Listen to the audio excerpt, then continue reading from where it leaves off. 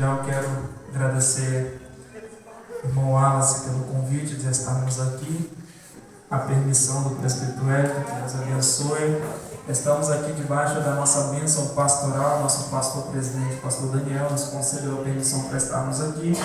A minha esposa não pôde estar conosco hoje, pois ela se encontra no ensaio da nossa congregação sede, mas cremos que o melhor está aqui nesta noite. Aleluia! Que é o Espírito Santo do Senhor. Meus irmãos, o texto desta noite encontra-se em 1º livro dos Reis, capítulo de número 19. 1 Reis, capítulo 19, e o verso de número 14. Louvado seja o nome do Senhor. 1 Reis, capítulo 19, verso de número 14.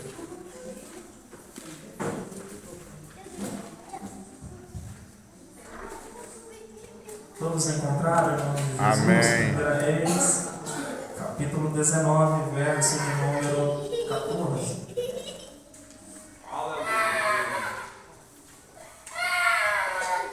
Exaltado é o nome do Senhor Jesus. Amém, irmãos? Lemos a palavra do Senhor que diz assim: E ele disse: Eu tenho sido em extremo zeloso pelo Senhor, Deus dos exércitos, porque os filhos de Israel deixaram o teu conselho, derribaram os teus altares e mataram os teus profetas à espada. E eu fiquei só, e busco a minha vida para tirar. Podeis se sentar em nome do Senhor Jesus, adorando e exaltando o nome do Senhor. Meus irmãos, o texto desta noite é um texto muito conhecido. Quando nós olhamos para a história de Elias, fazemos menção e lembrar que nós gostamos muito da parte onde Elias ele vai ter a sua história aplausível por Deus, aonde ele vai derrotar os profetas de Baal. É bem verdade que é uma parte da história de Elias muito bonita. Por sinal, Deus lhe concedeu a vitória. E assim, por sinal, na nossa vida, nós olhamos para os nossos momentos que passamos com Deus e as bênçãos, as vitórias que Deus nos concede é motivo para nós nos alegrarmos. Mas é bem verdade que a história de Elias, ela não foi só marcada por momentos bons, ela não foi só marcada por momentos de alegria. A história de Elias teve também o seu momento de desânimo, teve também o seu momento de desistir, de parar. E é bem verdade que muitos de nós já pensamos em parar. É bem verdade que muitos de nós já desistimos ou pensamos em desistir de algo. Mas nessa noite faremos menção de um Deus que não nos permite desistir. Aleluia, é verdade. Quando dizemos não nos permite, não é porque Ele vai nos obrigar. É porque todas as vezes que eu e você estamos fracos, quase desistindo, o Senhor aparece no momento exato para te dar glória! O Senhor aparece no momento exato para te levantar e não te deixar abatido. Por isso, me permita nesta noite dizer: o Senhor Deus não vai te deixar parar, não é porque Ele vai te obrigar, mas é porque Ele vai te dar força para caminhar e chegar aonde Ele te prometeu que chegaria. Elias, o profeta, um homem até então desconhecido no cenário de Israel. O texto diz que ele era um tisbita. A sua cidade, Tisbe, não era mencionada na Bíblia até ele aparecer no cenário. Mas que cenário foi esse que Elias apareceu? Observamos que o texto ele vai trazer uma alegoria de acontecimentos. E quando nós olhamos para a história de Israel, a gente vai ver que a história do povo de Deus, desde quando saiu do Egito, foi marcado por altos e baixos. Desde quando o povo saiu do Egito, teve os momentos de alegria e momentos de tristeza, momentos de obediência e momentos de desobediências. Porém, todas as vezes que o povo se colocou na posição em obedecer à voz de Deus, o milagre acontecia. Todas as vezes que o povo se colocava à disposição do reino, o milagre ele era feito por Deus.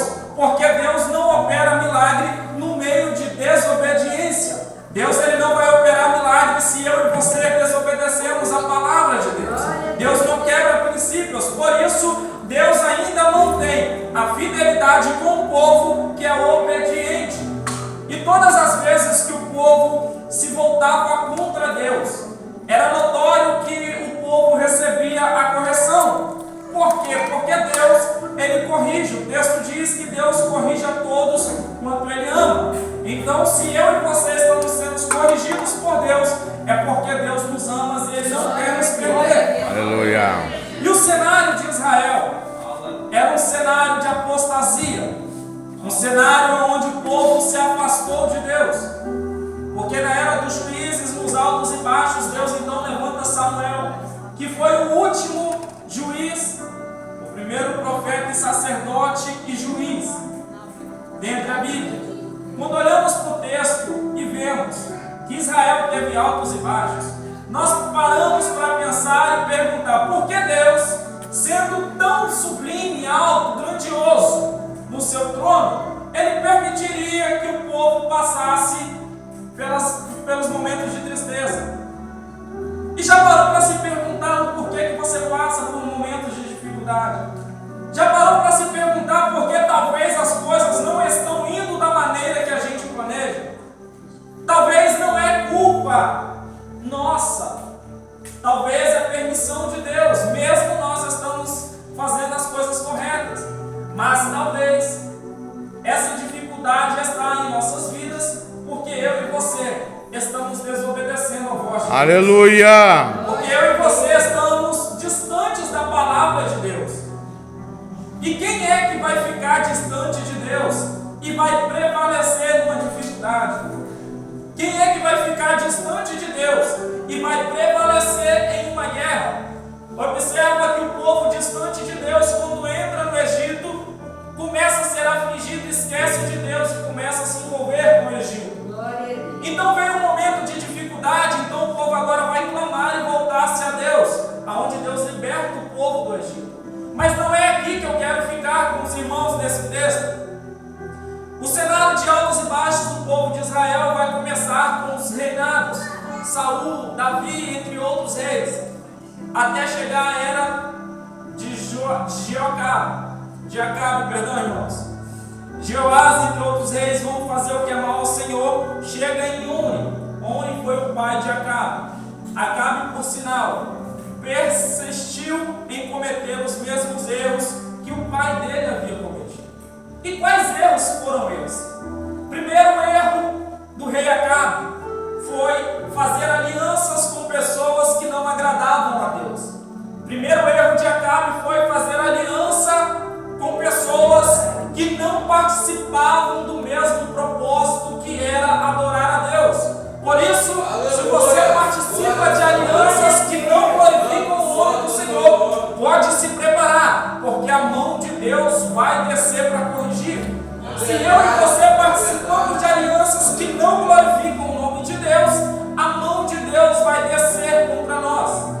Segundo erro de Acabe, não só feliz em fazer alianças, amizades, ele vai se casar com uma pessoa que tinha lá sua idolatria aos seus deuses, Baal e Acera, que era Jezabel, que adorava, sacerdotisa desses deuses, e ela adorava eles. E o que Acabe fez? Pegou o altar do seu lar, tira a parte que era de Deus e permite entrar agora dentro do seu lar tudo aquilo que não agradava a Deus. E por isso podemos ver que a ruína era bem nítida. Todas as vezes que eu e você trazemos para dentro da nossa casa tudo aquilo que não agrada a Deus, nós ficamos se perguntando por que está tão difícil. E Deus, quando na verdade está em silêncio e não fala conosco, porque não foi Deus que colocou, fomos nós que trouxemos. E se nós trouxemos algo para dentro da nossa casa que não agrada a Deus, é obrigação minha e sua tirar aquilo. Não temos que esperar que Deus faça a nossa parte. O povo de Israel estava acostumado em idolatrias, apostasias, e todas as vezes que as coisas ficavam difíceis, eles dobravam o joelho e diziam: Deus me livra. Mas quando hipocrisia minha e sua pedir a Deus o livramento de coisas que eu e você fomos lá fora buscar. É verdade. Quanta hipocrisia minha e sua, pedir a Deus que nos livre de algo que eu e você desobedecemos a Deus. E quando nós olhamos para Acabe, desobedecendo a Deus, trazendo para dentro do seu reinado, para dentro do templo, algo que desagradava a Deus, nós vamos ver que o povo acha legal. Porque o povo também aceita. O povo vai começar agora uma história com Acabe, aonde eles se voltam todos para Baal, idolatrando, adorando um Deus que não existia, idolatrando e adorando uma imagem que não se movimentava. E quando a maioria permanecia na idolatria, nós vamos ver que o texto diz que 100 profetas estavam escondidos, que Obadias, um homem que temia ao Senhor, escondeu 100 profetas, e Elias também estava vivo. Então podemos contabilizar 102 pessoas que não se dobravam a Baal. Com isso, se a maioria estava na idolatria, nós podemos dizer que a minoria estava vencendo, porque a maioria adorava um Deus que não se movimentava, a maioria adorava um Deus que não fazia nada, mas a minoria adorava um Deus que a minoria adorava um Deus que fazia milagres, a minoria adorava Deus que concedia a vitória. Por isso, meu irmão e minha irmã, se tudo está difícil, todo mundo está abandonando, continue você no seu propósito. Por quê? Porque a minoria com Deus vai prevalecer. Você sozinho com Deus vai prevalecer. Essa luta não vai te matar, essa luta não vai te parar, porque é minoria, mas Deus está presente no meio da tua casa. Então, quando olhamos para a maioria na idolatria, nós vamos ver um homem chamado Elias, que até então não era mencionado na Bíblia. Ele vai olhar e observar o cenário. Ninguém mais adorava a Deus, ninguém mais praticava as boas novas, ninguém mais adorava a Deus em espírito e em verdade. Então Deus agora vai despertar em Elias um estado de indignação com aquele estado político, com aquele estado religioso e com aquele estado amoroso do povo de Israel. Então Elias, tomado pelo Espírito de Deus, vai se colocar contra uma nação corrompida.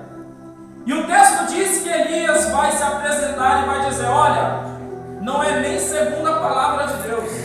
Elias diz: segundo as minhas palavras, não haverá chuva em Israel, não haverá chuva para regar a planta, não haverá orvalho para molhar a terra. Com tudo isso, podemos ver que sem chuva não tem como produzir alimento, sem chuva não tem como produzir mantimentos para nós. Então Elias se levanta contra e diz: não vai haver chuva. Por quê? Porque o povo estava na idolatria. Agora eu te pergunto, esse cenário que está difícil na tua casa, esse cenário que está difícil dentro do teu trabalho, quantas vezes você se levantou com ousadia e profetizou a mudança? Quantas vezes você levantou a tua voz de profeta dentro do teu lar e disse: eu não aceito esse cenário? Porque o povo de Deus, ele não pode se acostumar. O povo de Deus não pode entrar no comodismo em aceitar tudo que o mundo prega, tudo que o mundo oferece. Por isso, Elias, tomado pelo Espírito de Deus, se posiciona. Com isso eu quero perguntar: o culto de varões, homens e mulheres que estão aqui presentes, qual é o teu posicionamento na presença de Deus? Qual é o teu posicionamento contra as hostes malignas espirituais? Qual é o teu posicionamento dentro da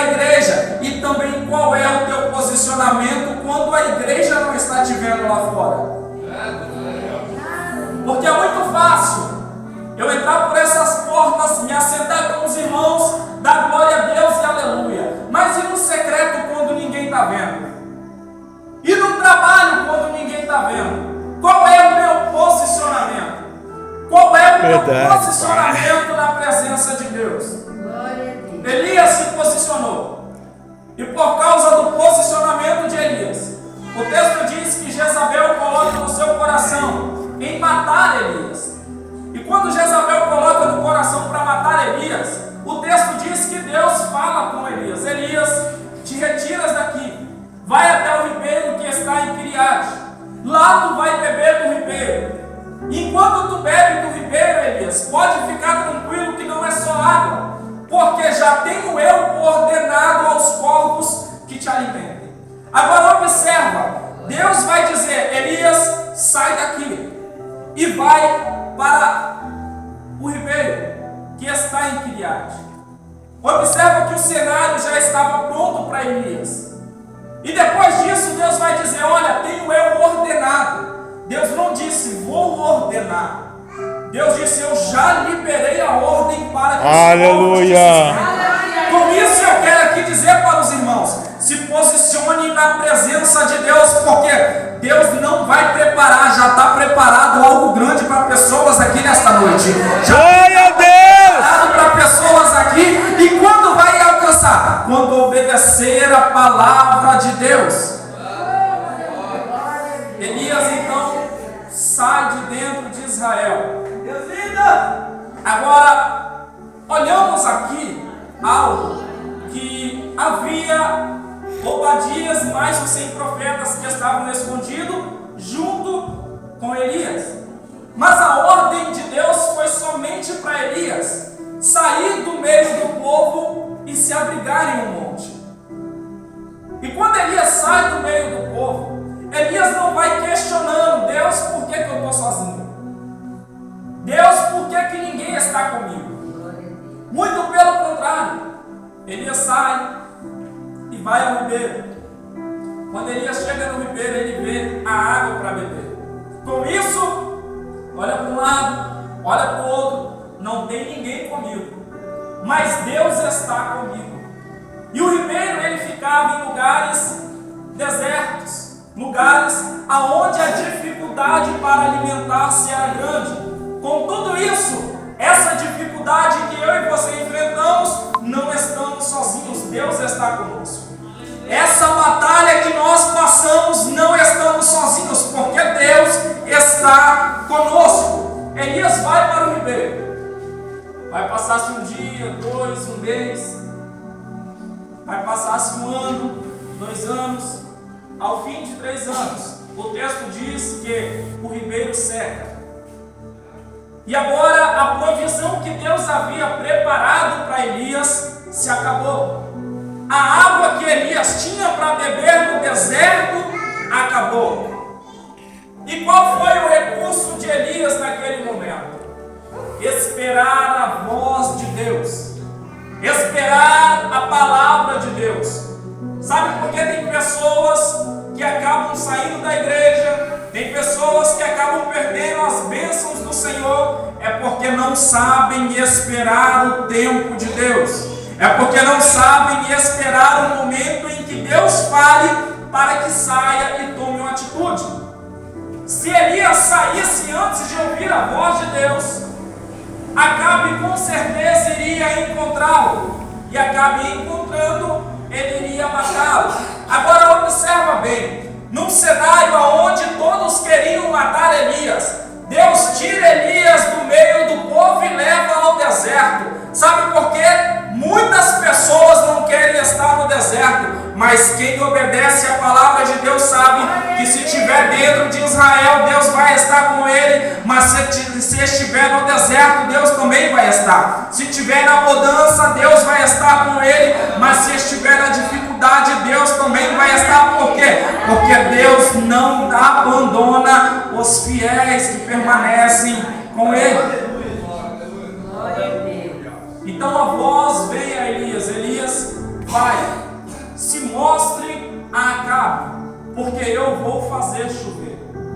Agora observa que quando Elias saiu de Israel, quando Elias saiu do meio do povo, o texto vai dizer que Elias disse: segundo as minhas palavras.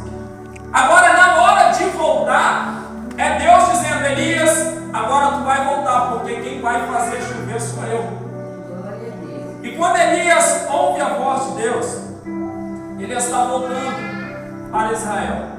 E Acabe tinha dado a ordem, porque a fome era extrema. O povo já não tinha mais o que comer. estavam desesperados porque não tinham água para beber. Então Acabe vai mandar ele sair ao deserto e procurar ribeiros, procurar ali água para que houvesse mantimento. Mas observa a preocupação da maioria.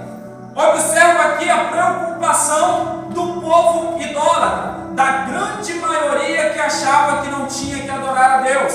Não tenho o que comer, não tenho o que beber, vou morrer de fome. Mas a minoria estava no deserto, sendo alimentado por água, sendo alimentado por carne. E aqui já vai uma palavra: pode a maioria se levantar contra você, mas o Senhor Deus dará o livramento, porque toda ferramenta preparada contra ti não prosperará. Ô, glória! Glória a Deus!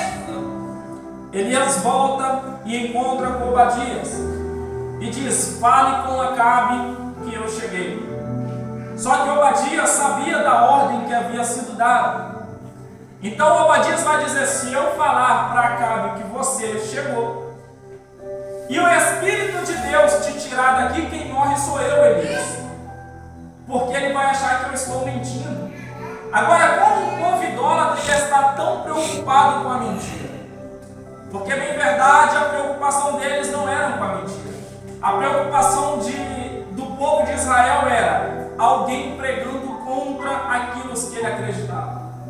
Mas observa que mesmo o povo, a maioria, preocupados com o que a minoria estava pregando, o texto vai nos dizer que Deus ele não era com a maioria.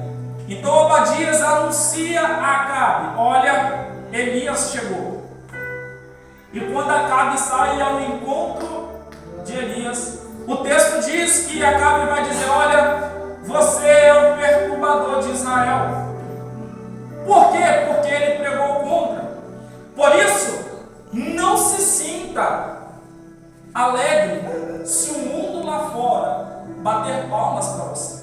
Não espere ser aplaudido por um mundo aonde o seu Cristo foi crucificado. Verdade. Não aceite, não ache legal pessoas te elogiarem, achando que você é bom, achando que aquilo que você faz é legal, sendo que foi o próprio mundo que crucificou o seu Cristo. Mas ache legal, porque se levantarem contra você, o Espírito Santo de Deus estará contigo. Quando Elias se mostra a Acabe, vem todo esse contexto.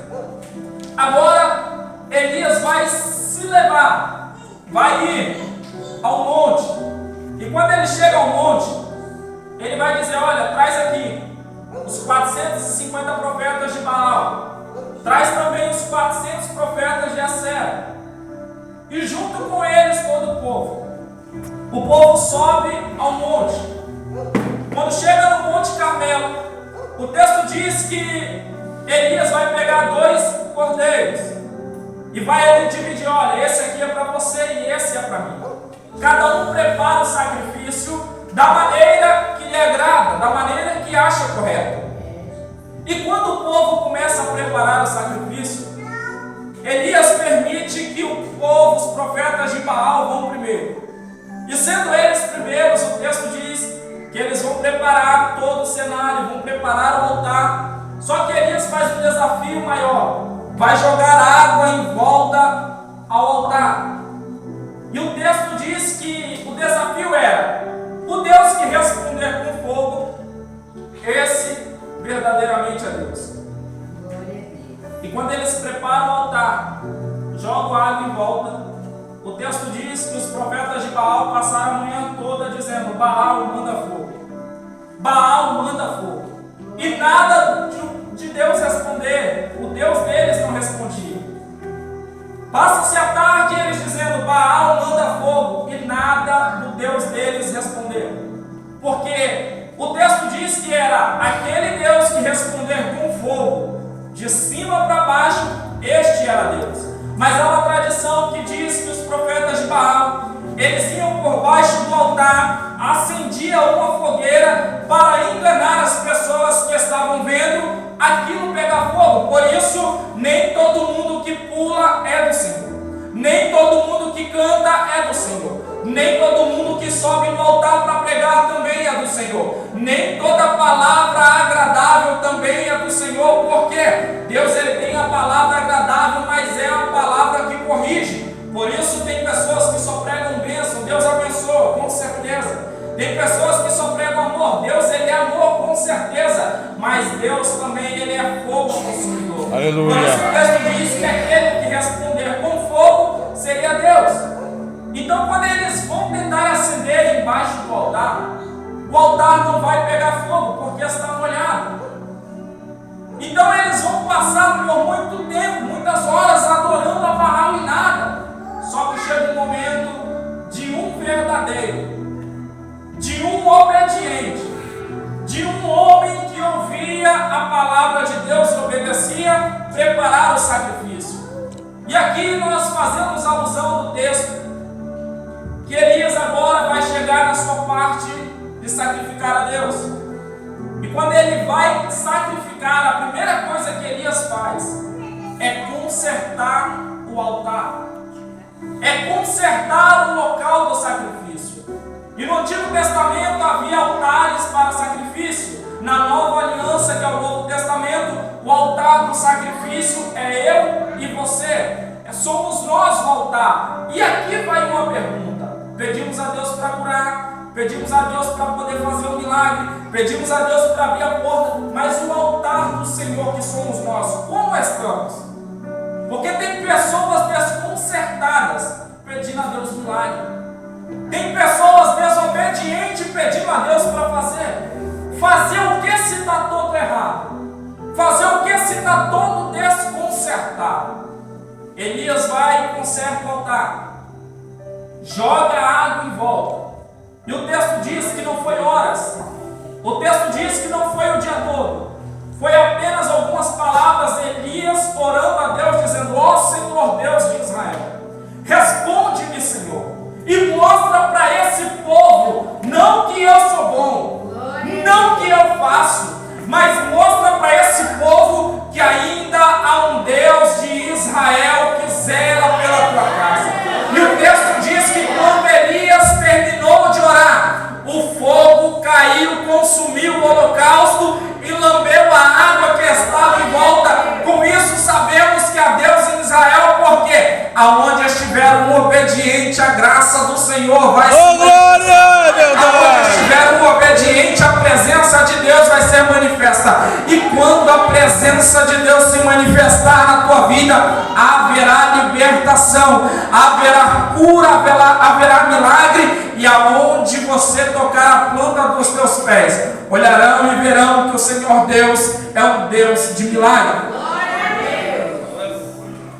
Depois que todo o cenário aconteceu, Deus respondeu a Elias. Elias vai perseguir e matar os profetas de Baal. Só que chega um momento que Elias vai se retirar. E quando Elias se retira, passa por alguns tempos, Elias vai parar perto de um pé de zimbro. E o texto diz que Elias falou a Deus: Deus, eu não sou melhor do que os meus pais. Já estou cansado, estou sozinho, tira de mim a minha vida. E quem é a pessoa que nunca dobrou o joelho e disse: Deus, eu estou cansado. Verdade. Deus, essa dificuldade não passa. Deus, essa porta não abre. Eu tenho orado, Senhor, e o cenário não muda. A dificuldade é a mesma. Quantas pessoas não já dobraram o joelho e foram dormir em lágrimas? Foram dormir de soluço com tanto choro, dizendo: Deus, muda o cenário. E parece que às vezes Deus não ouve. Parece que às vezes Deus não responde. Mas quando a pessoa de Elias dormiu, o texto diz que o anjo do Senhor desceu e tocou a Elias e acordou ele, dizendo: Elias, tome aqui, come pão, toma aqui, bebe água. Elias vai comer e beber, dorme de novo. Pela segunda vez o texto diz que o anjo desceu. Elias toma pão, Elias toma água, porque muito grande é a caminhada. E aqui já encaminho para o fim da mensagem, para os irmãos entenderem que tudo que acontece nas nossas vidas não é no meu tempo, não é no seu tempo. Tudo que acontece em nossas vidas é no tempo de Deus. Verdade. Por isso, se Deus não mandou ir, não vá. Se Deus não mandou sair, não sai. Se Deus mandou se abaixar e dobrar o joelho, se abaixe e dobre o joelho. E quando Elias se levanta pela segunda vez, o texto diz que Elias foi alimentado e caminhou pelo deserto por mais 40 dias. Agora eu te pergunto, a maioria não tinha o que comer, a maioria não tinha o que beber, estavam perecendo de fome no deserto, mas Deus deu a Elias um bocado de pão e um pouco de água, que fez ele caminhar por 40 dias. Em nome de Jesus, se coloque de pé, irmão, já finalizo a mensagem. Fez ele caminhar por 40 dias. E eu quero te perguntar nessa noite: qual é a tua dificuldade? Qual é a barreira que te impede de prosseguir? Qual é a dificuldade que tem tentado se instalar no meio do teu lar, no meio da tua família? O texto diz que Elias pensou em desistir, mas era fiel a Deus e Deus respondeu. Com isso eu quero dizer para pessoas aqui nesta noite: desistir